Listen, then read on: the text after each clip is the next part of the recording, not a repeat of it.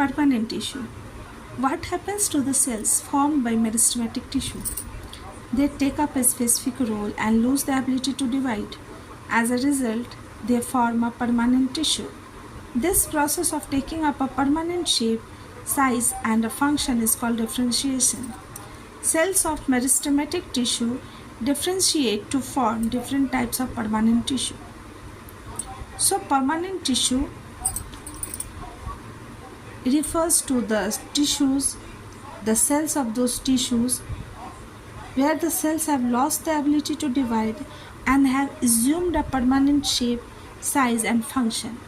This process is called as differentiation. So actually meristematic tissue are the parent tissue through which all the cells originate, and they divide continuously to give more number of cells, and after some time cell differentiation takes place and they form permanent tissue. After formation of permanent tissue, no further division of cell takes place in those tissues.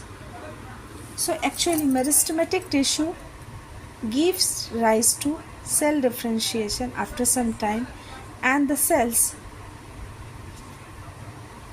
it gives cell differentiation gives two types of permanent tissue: simple permanent tissue and complex permanent tissue.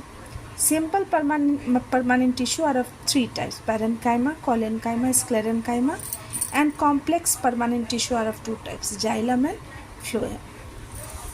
So the basic difference between permanent tissue and meristematic tissue is that the meristematic tissue are very small and they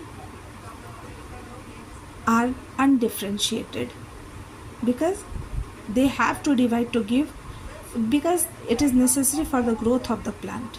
But permanent tissue, the cells are large and they are differentiated. Vacuoles are absent in the case of meristematic tissue, but in the case of permanent tissue, where large central vacuole is present. Cell wall is thin in meristematic tissue, but cell wall is generally thick in the case of permanent tissue.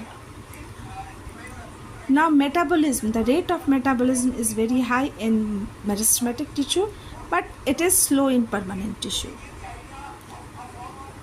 The cells are generally living in meristematic tissue, but in the case of permanent tissue, the cells are generally dead, some of them are living. So meristematic tissue takes part in the growth of plant and